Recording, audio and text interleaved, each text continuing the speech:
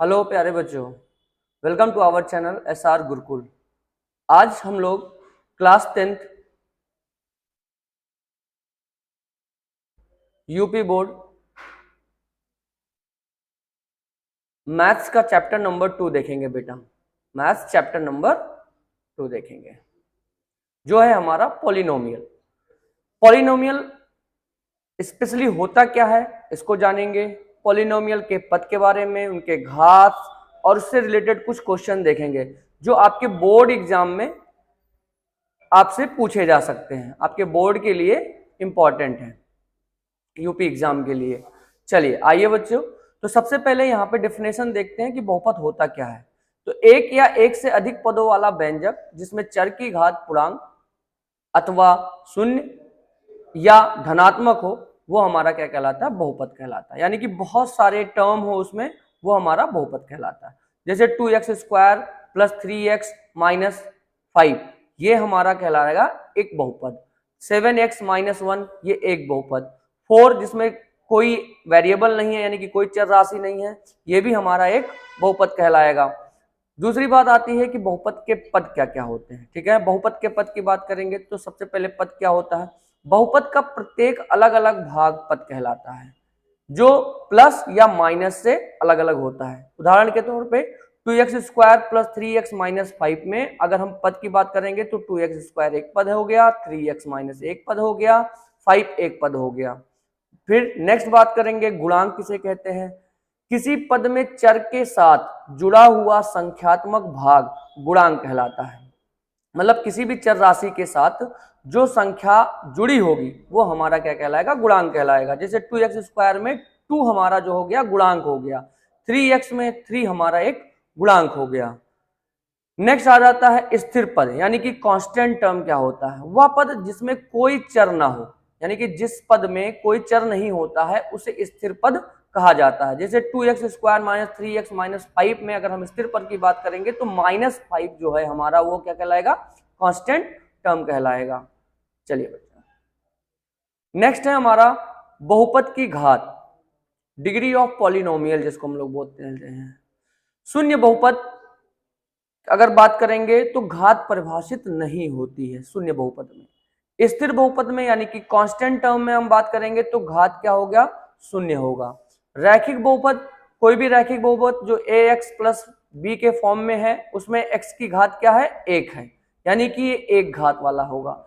द्विघात बहुपद में की बात करेंगे तो a² - bx + c के फॉर्म में कोई भी बहुपद होगा तो उसकी घात मैक्सिमम घात कितनी है, 2 है।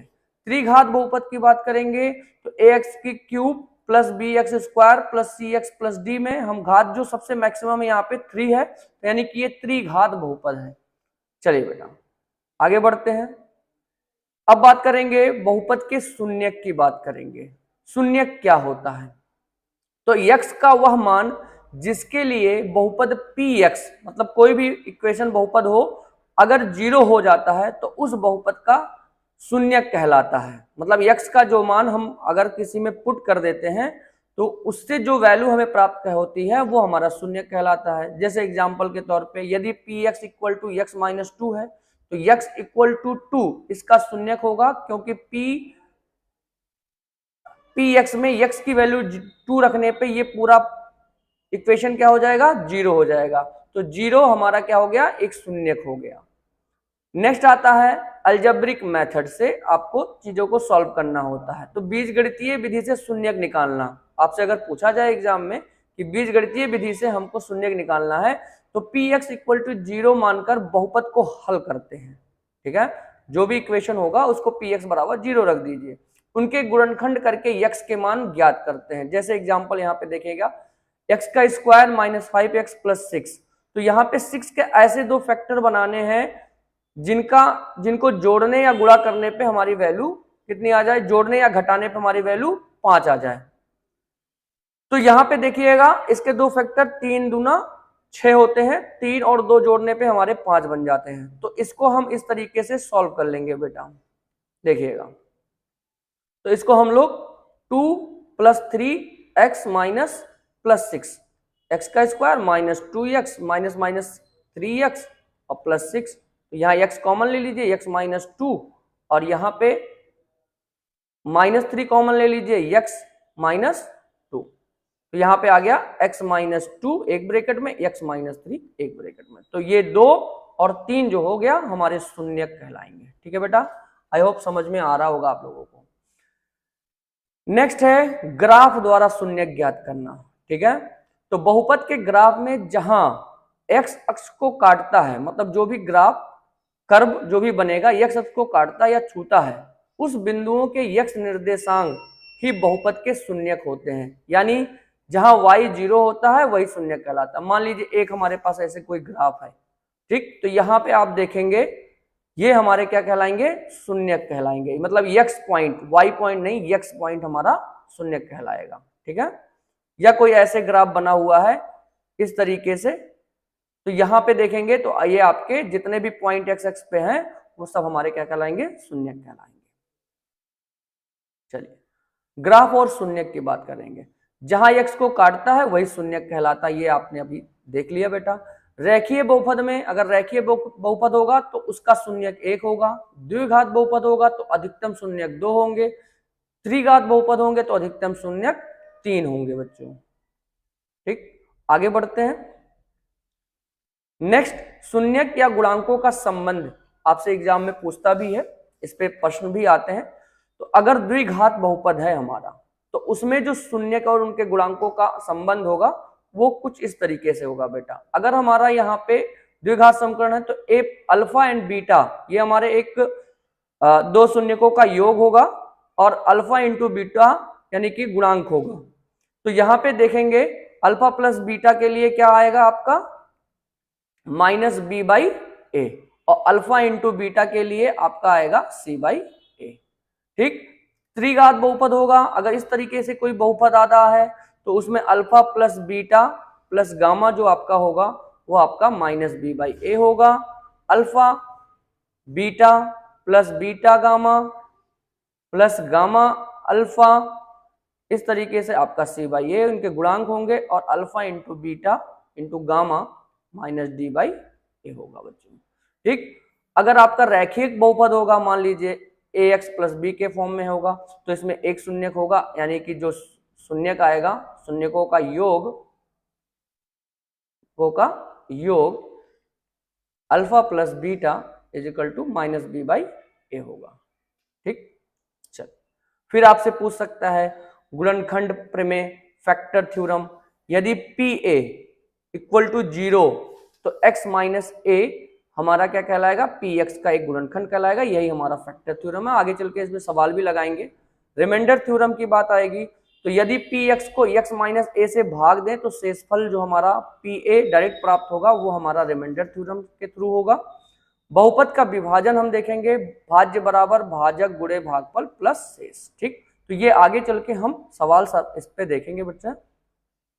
चलिए, अब जो आपके बोर्ड एग्जाम में क्वेश्चन पूछा जाता है, अक्सर 2 से 3 नंबर के क्वेश्चन इसमें से आते हैं इस चैप्टर से। तो सबसे पहला क्वेश्चन होता है किसी बहुपद के शून्यक ज्ञात करना। ठीक, दूसरा होता है दिए गए शून्यकों से बहुपद बनाइए। तीसरा प्रश्न आपसे पूछा जाता है शून्यकों का योग और गुणनफल ज्ञात कीजिए। चौथे टाइप का जो प्रश्न आता है डिवीजन एल्गोरिथम का प्रयोग कीजिए सवाल को सॉल्व करने के लिए। पांचवा आता है शेषफल प्रमेय से ज्ञात करना, और छठा आपका आता है जांच कीजिए कि x माइनस a गुणांक है या नहीं। इससे रिलेटेड इस तरीके से प्रश्न आता है। तो एक एक करके हम सारे टाइप के प्रश्न देखते हैं। तो सबसे पहला यहाँ पे टाइप नंबर 1 का जो प्रश्न आता है वो देखते हैं बेटा। देखिए यहाँ पे आपको दे रखा है एक बहुपद है और आपसे कह रहा है कि शून्यक ज्ञात करिए। तो शून्यक ज्ञात करने के लिए आपको कोई भी एक विधि आप यूज कर लीजिए, जैसे गुणनखंड विधि से आपको मैंने अभी आगे बताया है। तो इस तरीके से भी आप बना सकते हैं। जैसे x square minus 5x plus 6 है तो आपने इसका फैक्टर बना लिया, 2 and 3 का फैक्टर बना लिया, तो एक फैक्टर हो गया x माइनस 2 और एक फैक्टर हो गया x माइनस 3। तो शून्यक x माइनस 2 को हम 0 के इक्विवेलेंट रख देंगे और ये हमारा 2 आ जाएगा, और इसके लिए भी हम x माइनस 3 इक्वल टू 0 रख देंगे और x बराबर 3 आ जाएगा। तो 2 and 3 जो है हमारे शून्यक कहलाएंगे। आई होप आपको सवाल समझ में आ रहा होगा बच्चों। चलिए नेक्स्ट, दूसरा है हमारा टाइप नंबर 2 का प्रश्न जो आपसे पूछा जाएगा एग्जाम में। यदि किसी द्विघात बहुपद के शून्यक 3 और -1 है तो बहुपद ज्ञात कीजिए, यानी कि शून्यक दिया रहेगा, आप उससे बहुपद बनाना रहेगा। तो सिंपल आप बना सकते हैं। जैसे नियम आपको क्या फॉलो करना है ये ध्यान दीजिएगा। यदि द्विघात बहुपद यहाँ पे आपके पास इस तरीके से दे रखा है और उसके शून्यक दे रखे हैं अल्फा एंड बीटा, ठीक है, तो आपको शून्यकों का योग निकालना है -b/a और शून्यकों का गुणनफल अल्फा एंड बीटा c/a निकालना है। तो इसको कैसे सॉल्व करेंगे? माना शून्यक अल्फा इज इक्वल टू 3 है and beta is equal to -1 है, शून्यक है। तो साधारण रूप से आप इसको इक्वेशन बना लीजिए, है ना, x का स्क्वायर जो भी आपका दे रखा हो, ठीक है, इसको इस फॉर्म में कन्वर्ट करिए, x का square alpha plus beta x और अल्फा इंटू बीटा। तो आप देखिएगा अल्फा प्लस बीटा आपका क्या है 3 एंड -1, तो 3 प्लस -1 अल्फा प्लस बीटा आ जाएगा आपका, यानी कि 2 और अल्फा इंटू बीटा आपका क्या आ जाएगा -3, ठीक है। सॉल्व करेंगे c/a से या शून्यक रख करके 3 इंटू -1, ठीक है, शून्यक दे रखा है तो आपके पास इस इक्वेशन में पुट कर दीजिए 2 और यहाँ पे 3, तो आपका बहुपद बन के आ जाएगा x² - 2x - 3। तो आई होप इस तरीके के प्रश्न अगर आपके एग्जाम में आते हैं तो आप इसको सॉल्व कर लीजिएगा बच्चों। सिंपल कुछ नहीं करना है, बस इसमें आपको ये वाला चीज ध्यान देना है कि आपको इस तरीके से लिखना है। देन आपको क्या करना है, जो शून्यक दे रखा है उसका योग और शून्यक का गुणनखंड आपको इसमें पुट कर देना है। तीसरा प्रश्न है हमारा टाइप नंबर 3 का। आपके पास बहुपद है, जहां पे बहुपद के यहाँ पे आप देख लीजिएगा, अगर ax² plus bx plus c के फॉर्म में कोई इक्वेशन है आपका द्विघात समीकरण, तो इसमें से a, b और c सबकी वैल्यू यहाँ पे लिख लीजिए 2, -5 एंड 3। अब शून्यकों का योग आप निकालिए, शून्यकों का योग alpha plus beta, that's means कि -b/a। अब -b की वैल्यू कितनी है -5, तो +5 हो गया और /2, ठीक है, 5/2।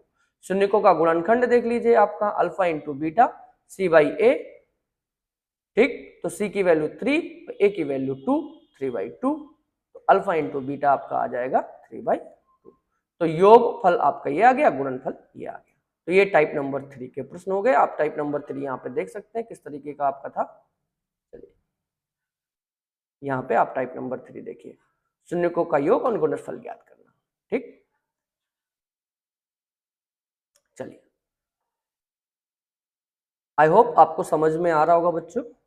चलिए नेक्स्ट टाइप नंबर 4 पे बढ़ते हैं, यानी कि आपको डिवीजन एल्गोरिथम का प्रयोग करके किसी भी सवाल को सॉल्व करने के लिए पूछ सकता है। अब जैसे यहाँ पे है कि हमारे पास एक बहुपद दे रखा है, उसको आपको x + 1 से भाग देना और आपको डिवीजन एल्गोरिथम का यूज करना है। तो इसके लिए आपको x + 1 से आपको डिवीजन एल्गोरिथम का इस्तेमाल करना है।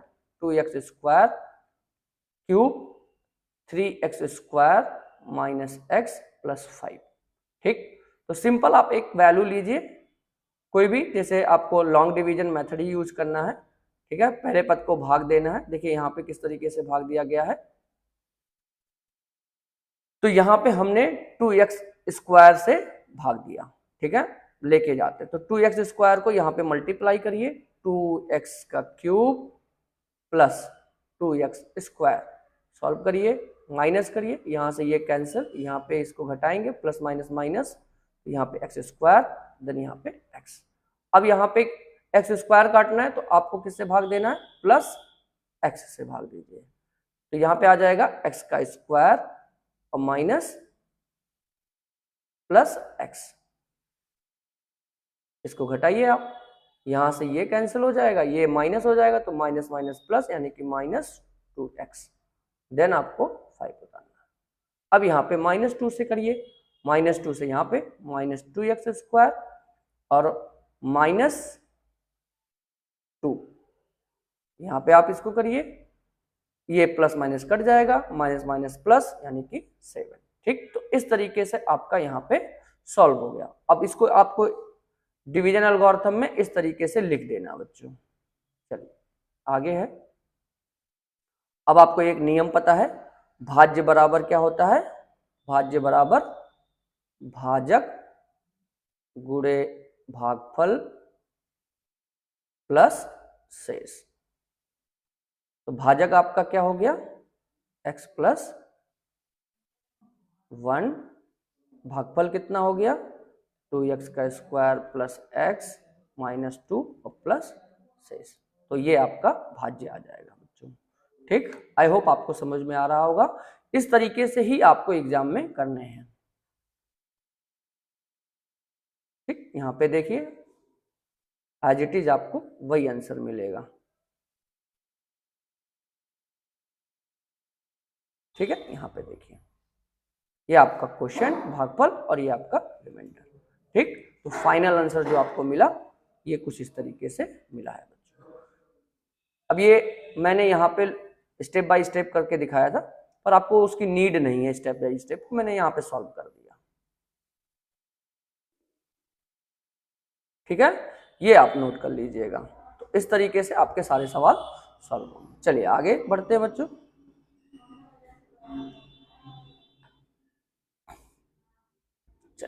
नेक्स्ट टाइप आता है आपका टाइप नंबर 5, जिसमें हम रिमाइंडर थ्योरम की बात करेंगे। इससे भी रिलेटेड अक्सर सवाल पूछा जाता है एग्जाम में। यदि किसी बहुपद px को x माइनस ए से भाग दिया जाए तो शेषफल जो आपका आता है pa वही आपका शेषफल हो जाता है। तो आपको शेषफल प्रमेय इस तरीके से सॉल्व करना है, यानी बस आपको x इक्वल टू a रख करके pa निकाल लेना है, वही आपका शेषफल होगा। ठीक है, करने की विधि है, आप यहाँ पे नोट कर लीजिएगा ताकि आपके एग्जाम में हेल्प करेगा। तो बहुपद px लिख लो, उसके बाद भाजक x माइनस ए से a की वैल्यू निकाल लो, पहचान लो, और px में x की जो वैल्यू है वो रख दो। a है तो a रख दो, जो मान आएगा ठीक है वही शेषफल होगा। एग्जाम्पल के तौर पे यहाँ पे देखिए, जैसे px इक्वल टू ये आपके पास एक बहुपद है 2x का cube plus 3x square minus x plus 5, और x माइनस ए से भाग देने पर शेष ज्ञात करना है। तो आपको पहचानना है यहाँ पे क्या करना है, a की वैल्यू जो है वो 1 है और 1 आपको इसमें रख देना है p यहाँ पे इक्वेशन में। तो p1 रखेंगे तो 1 यहाँ पे देखिएगा, इस तरीके से आप सॉल्व कर लीजिएगा। 2 प्लस 3 माइनस 1 प्लस 5 आ गया, तो 5 प्लस 5 2 प्लस 3, यानी कि यहाँ पे सॉल्व करिएगा बच्चों 2 प्लस 3 माइनस 1 प्लस 5, तो 5 5 10 हो गया और माइनस 1 इज इक्वल टू 9, यानी कि 9 आपका शेषफल आ गया। इसी तरीके से आपको एग्जाम में भी सॉल्व करना है बच्चों।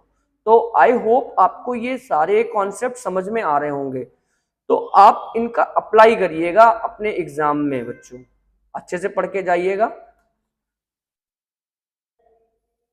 चलिए नेक्स्ट सवाल देखते हैं। चलिए यहां पे आपसे पूछा जाता है टाइप नंबर 6 का जो सवाल है। 6 तरीके के प्रश्न बनते हैं, इनसे बाहर तो मे भी नहीं पूछा जाता, इन्हीं में से आप सवाल आएंगे। कैसे जांच करें कि x माइनस एक गुणनखंड है या नहीं, यानी कि हम फैक्टर थ्योरम का उपयोग करेंगे जब भी आपको इस तरीके से सवाल मिले कि कोई इक्वेशन कोई आपके पास है, इस तरीके से दिया जाए कि आपको ये जांच करना है कि गुणनखंड है या नहीं। फॉर एग्जांपल यदि किसी बहुपद px के लिए pa इक्वल टू 0 हो तो x माइनस ए px का एक गुणनखंड होगा। अगर ये pa जो है इक्वेशन में मान रखने पे जो भी आपका दिया रहेगा, अगर वो 0 नहीं आता है तो वो गुणनखंड नहीं कहलाएगा। जैसे यहाँ पे pa not equal to 0 then x minus A px का गुणनखंड नहीं होता है। तो ये दोनों तरह के प्रश्न इसमें से पूछ सकता है। देखिए तो निकालना कैसे है, जांच कैसे करना है, तो बहुपद px में x की जगह पे a रखना है, pa निकालना है। अगर pa 0 आता है तो x माइनस ए गुणनखंड होगा, अगर नहीं आता है तो गुणनखंड नहीं होगा। उदाहरण के तौर पे हम समझते हैं, यहाँ पे जैसे आपके पास यहाँ पे पूछ रहा है कि x माइनस ए जो है वो इस इक्वेशन का गुणनखंड है या नहीं, तो आपको क्या करना है, यहां से x इक्वल टू 2 लेना है। ठीक है, आपका ये बहुपद है और इसमें x equal to 2 value put करिए, 2 रखिए और आप देखेंगे यहाँ पे 0 आ रहा है, यानी कि ये x माइनस 2 जो है वो गुणनखंड है। ठीक है, देखिए यहाँ पे नेक्स्ट दूसरा सवाल आप देखिए यहाँ पे इसी से related, x minus 1 P x में वैल्यू रखनी है, आपको जांच करना है कि गुणनखंड है या नहीं, तो वहां पे x बराबर क्या रख देना है 1।